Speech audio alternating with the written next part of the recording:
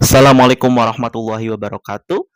Saya Riansi Asbab Pratama dari PBI semester 3 untuk memenuhi kebutuhan tugas mata kuliah kewirausahaan. Pada hari ini saya akan mempresentasikan sebuah produk beserta menjelaskan marketingnya itu seperti apa. Dan produk yang saya pilih adalah sebuah produk yang dekat dengan saya.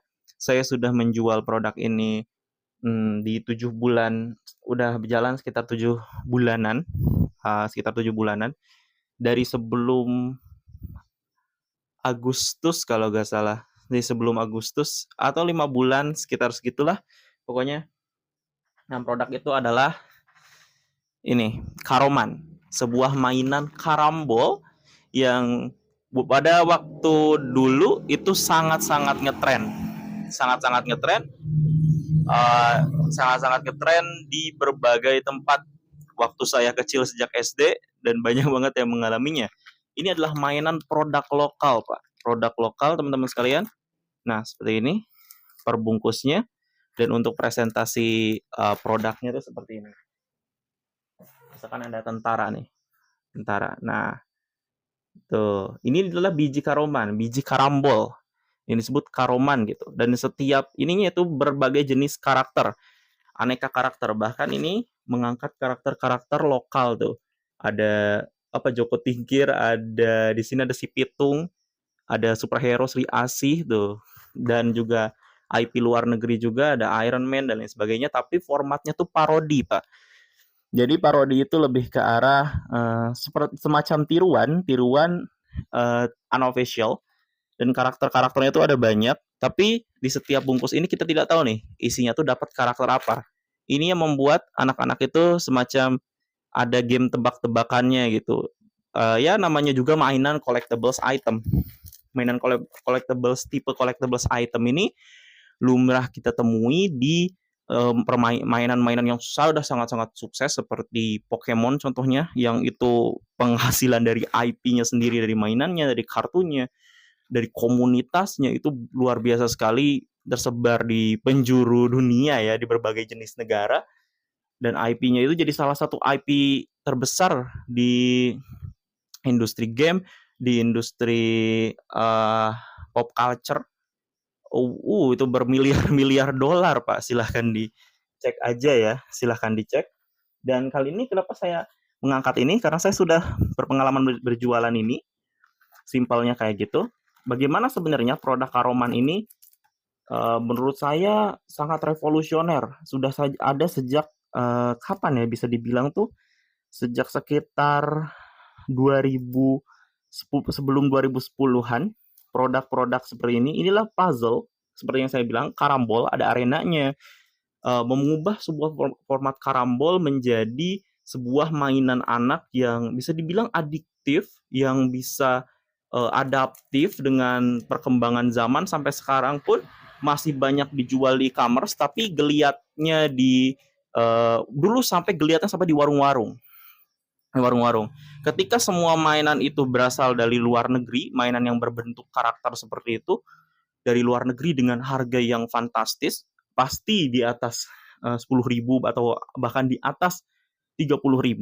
Karoman ini dengan sangat jenius berhasil mempres produknya menjadi produk yang bisa dibilang itu menarik sekali, produk menarik sekali buat anak-anak dengan harga cuma Rp2.000, dan resellernya atau bisa dijual di warung-warung tempat jajan anak di sekitar pemukiman.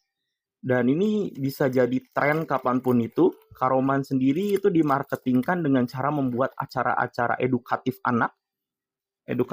Jadi acara perlomba-lombaan seperti itu di berbagai jenis event. Atau dulu juga sempat ada, kan ini karambol ya basicnya. Jadi ada mobil Karoman secara marketing tuh, mobil timnya Karoman itu semacam tour ke berbagai daerah-daerah terpencil, bukan daerah-daerah yang besar ya. Ada event-event gedenya di mall kayak gitu-gitu yang gede banget eventnya. Bisa di searching aja tuh, banyak dokumenternya di YouTube. Itu banyak sekali marketingnya itu. Mereka membuat turnamen di setiap tempatnya. Jadi ada tuh satu video di mana anak-anak itu berjejer itu kayak di pemukiman kota yang di pinggir gitu, tapi kayak rame banget, antusiasmenya sangat luar biasa. Dan secara keuntungan produk pun menurut saya sangat untung ya.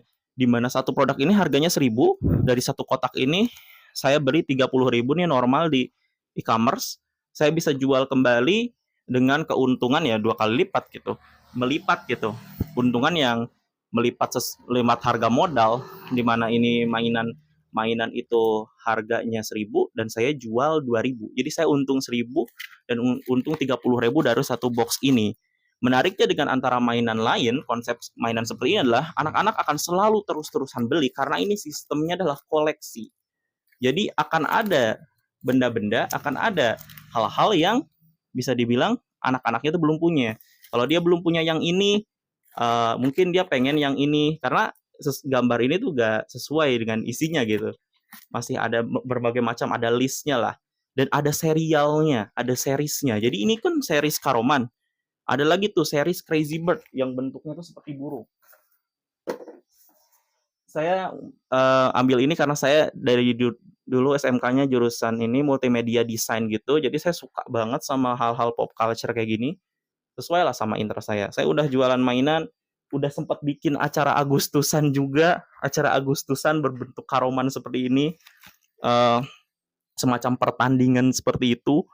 Dan itu jadi dan excitement-nya tinggi sekali waktu itu, saya ingat banget. Dan itu membuat saya ngerasa kalau ini tuh tempurnya market mainan-mainan ringan untuk anak-anak yang affordable, yang menyatukan anak-anak. Kenapa? Karena di zaman sekarang mainan yang populer adalah mainan online digital yang itu sudah menghilangkan esensi main itu sendiri.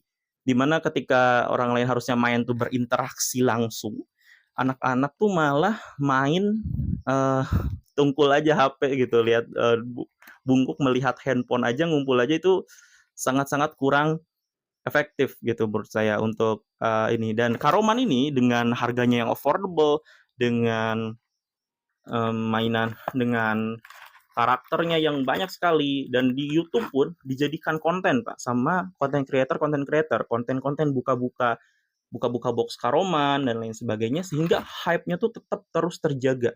Sampai sekarang di toko online-nya sendiri masih laku-laku aja, dan Karoman masih merilis serial-serial Karoman baru. Ini adalah tipe-tipe marketing yang bisa dibilang tuh masih adaptif, tapi memang kalau nggak salah acara-acaranya, acara-acara offline-nya seperti dahulu kan nggak se-internet, nggak sebesar sekarang ya. Acara offline-nya dulu itu, marketing acara offline-nya tuh yang bersama anak-anak itu sudah kurang, bisa dibilang sudah jarang lah sekarang. Karena ya ada internet, mungkin mereka memikir kenapa harus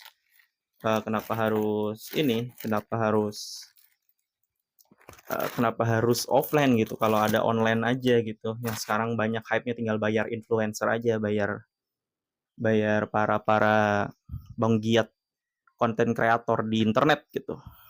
Ini mainan Karoman Karambol ya, bisa dilihat aja. Karambol tapi uniknya beraneka ragam karakter.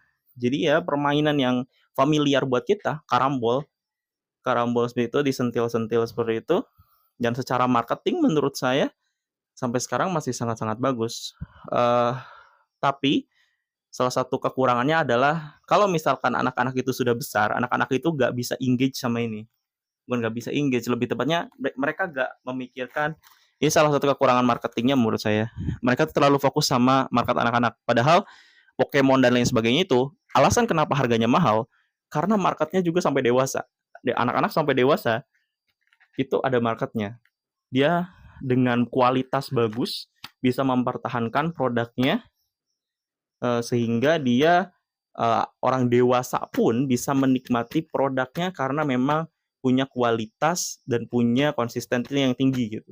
Tapi kalau Karoman, karena marketnya terus-terusan anak-anak, dan anak-anak itu akan menjadi dewasa, sehingga banyak yang kehilangan minat dan hype-nya bisa turun sekian hari karena dia gak berusaha merilis sesuatu yang bisa dibilang lebih mature atau lebih proper ketimbang hanya mengcopy-copy karakter khas luar negeri, seperti itu sih sepertinya.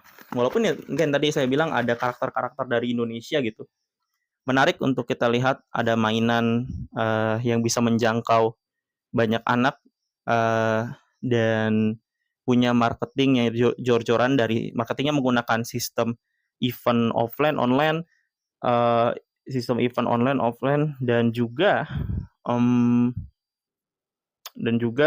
karena ini tuh kan cuma mainan styrofoam ya, bukan kayu, bukan apa, jadi modalnya kecil sehingga kalau terjual tuh masih sangat-sangat untung. Mungkin manajemennya aja sih menurut saya yang masih bagaimana gitu, hype-nya bisa turun seperti itu.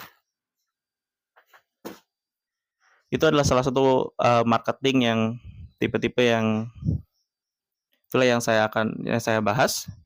Selebihnya nanti bisa ditanyakan silahkan teman-teman atau Bapak mau bertanya tentang industri ini. Menurut saya ini langkah menarik untuk Indonesia terjun ke industri IP. Karena IP ini kuat sekali, intellectual property, menjadikan sebuah karakter, cerita, fiksi, apa segala macam, menjadi sebuah produk jualan yang adaptif.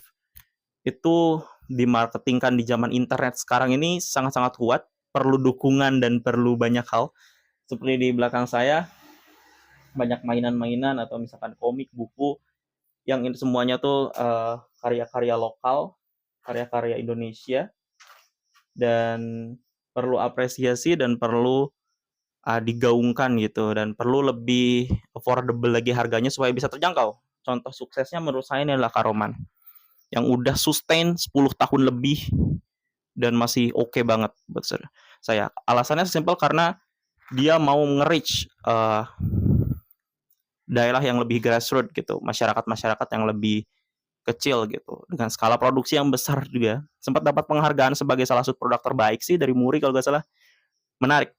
Silakan, ini untuk memancing diskusi teman-teman semua, Bapak, silakan. Terima kasih. Assalamualaikum warahmatullahi wabarakatuh. Silakan kalau ada pertanyaan atau apapun itu.